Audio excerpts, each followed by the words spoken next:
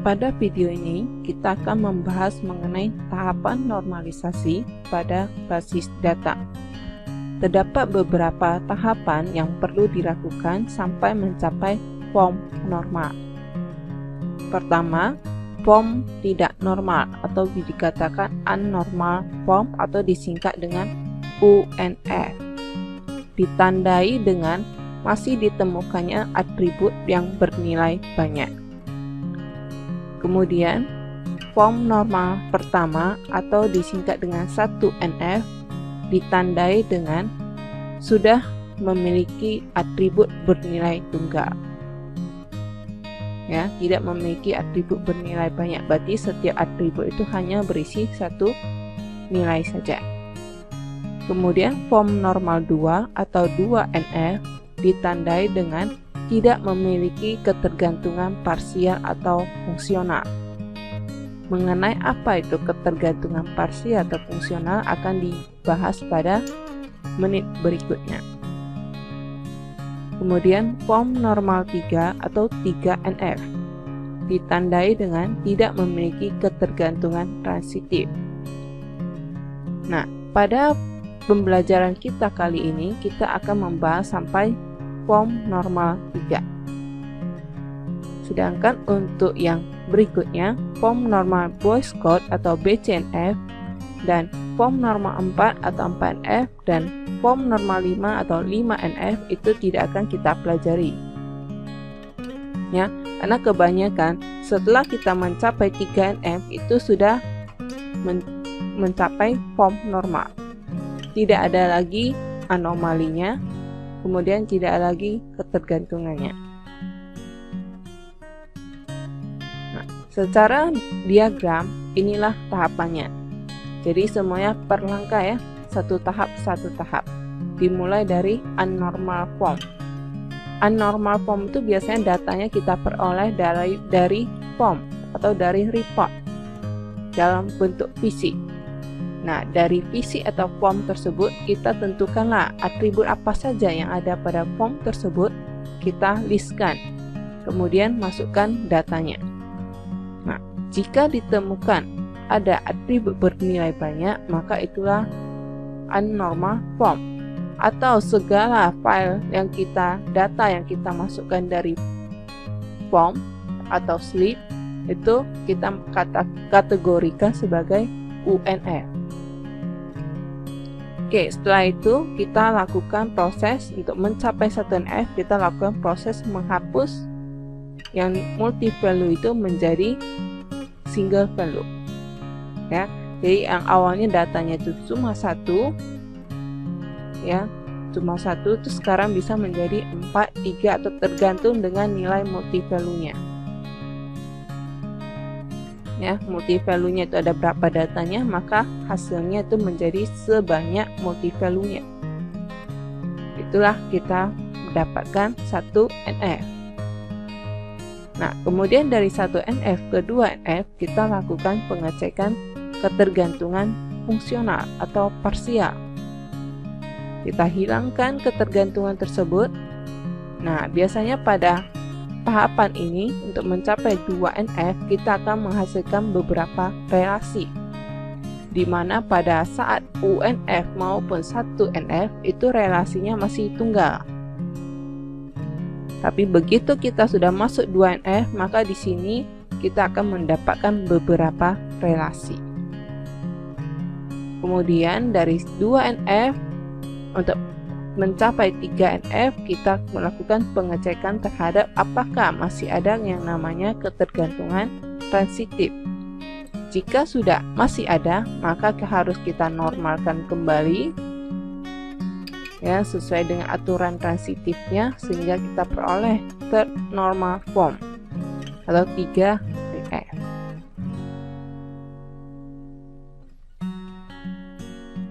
Oke, itulah tahapannya ya, tahapan dari UNF sampai 3NF.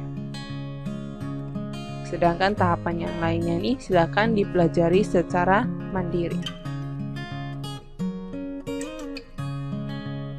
Oke, pada tahapan tadi ada yang namanya ketergantungan parsial atau fungsional, yaitu pada saat kita akan dari 1NF ke 2NF.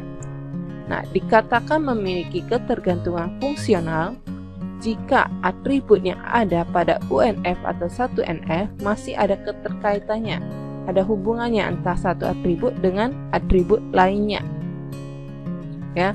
Nah, dan biasanya digambarkan dengan direpresentasikan dengan tanda nama atributnya apa, ya, sebagai penentunya, kemudian apa saja yang berhubungan dengan dia. Dan biasanya si A ini itu adalah atribut identitas. Ya, atribut identitas, kemudian atribut yang mengikuti bergantung pada atribut identitas. Nah, itulah si B. Ya, itulah si B. Oke, kemudian akan diberikan contohnya nanti ya. Kemudian kita di sini pada saat kita lakukan normalisasi perlu dilakukan penentuan kunci. Ya, dari atribut yang ada pada UNF maupun 1NF, kalian harus bisa menentukan dari record tersebut primary key, atribut mana yang bisa dijadikan primary key sehingga menjadi unik, tidak terjadi duplikat. Nah, bisa kalian tentukan. Berikut merupakan contoh untuk penjelasan mengenai ketergantungan fungsional atau ketergantungan parsial yang perlu diterapkan pada saat kita ingin mencapai 2NF. Diberikan sebuah relasi, ya, employee 1 dengan atributnya ada empid, name, debt name, dan salary. Nah, pada relasi ini yang menjadi identitas itu adalah empid. Ya, empid itu ada primary key, merupakan kunci kandidatnya. Nah, pada saat kita ingin menentukan ketergantungan fungsionalnya, maka kita harus menghubungkan atribut yang non-key, yaitu name, debt name, dan salary ini apakah bergantung pada empid. Jika ya, maka kita tariklah garis, ya, tariklah empid tanda panah, kemudian atribut non-key-nya yang bergantung pada employee ID, yaitu name, debt name, dan salary. Nah, ini ada dalam representasi grafik. Sedangkan yang bawah ini ada dalam representasi teks. Ya. Nah, jadi ditandai dengan ini. Ini, kemudian tanda panahnya ke sini, dan ke sini. Nah, inilah contoh dari penentuan ketergantungan fungsional atau ketergantungan parsial. Ya, yang di sebelah kiri ini adalah primary key. Saya ulangi ya sedikit. Ini ada primary key, atribut primary key, kemudian tentukan atribut non-key lainnya yang bergantung pada primary key empid. Oke, diberikan contoh yang lain. Ada relasi dengan nama employee 2 dan memiliki beberapa atribut, yaitu empid sebagai atribut identitas atau primary key, kemudian name, debt name, salary, course title, dan date completed. Nah, pada di sini, ya, pada saat di sini penentuan ditentukan dulu yang mana yang menjadi primary key. Misalkan di sini empid saja. Ya, padahal di sini adalah penentuannya di sini kurang tepat ya. Kenapa? Karena di sini kembali kita menemukan empid yang sama lebih dari satu. Berarti kalau kita hanya setting di empid, itulah masih kurang tepat. Karena tadi syarat dari kunci kandidat dari satu baris data ini kita harus tentukan agar dia bisa menjadi unik dan tidak duplikat. Dan di sini kalau hanya di empid saja kita settingnya, di sini sudah melanggar duplikat. Ya, jadi bisalah kita setting atribut lainnya yang menjadi identitas sehingga akan menjadi unik berbarisnya, yaitu course title. Course title di sini kita juga set dia sebagai identitas.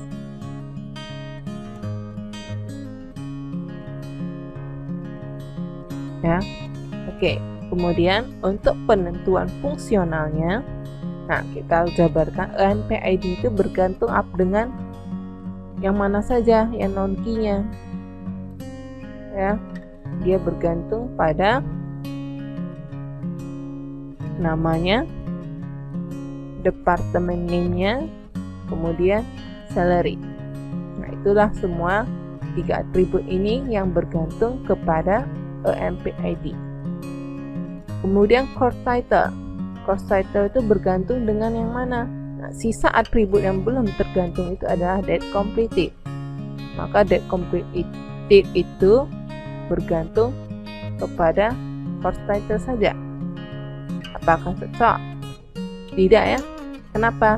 Kembali kita perhatikan SPSS di sini ada 2 data.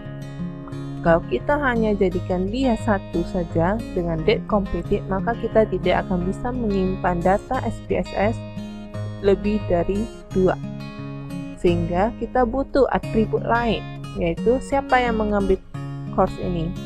Si EMP-ID. Maka kita gabungkanlah EMP-ID, course title, dan date completed. Itulah yang menjadi ketergantungan fungsionalnya. Ya, EMP-ID, course title dengan date completed. Sehingga di sini akan terbentuklah 2 relasi.